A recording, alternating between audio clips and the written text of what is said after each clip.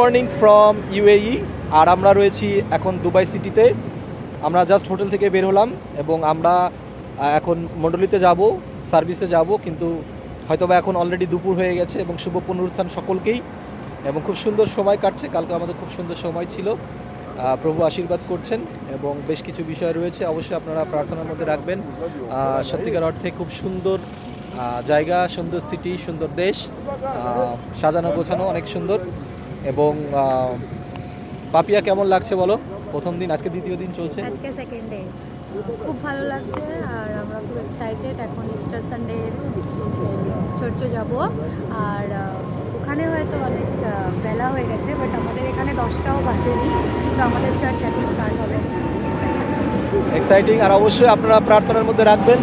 উপর থেকে ফ্লাইট উড়ে যাচ্ছে, হয়তো বা শব্দে কতটুকু শুনতে পাচ্ছেন জানি না।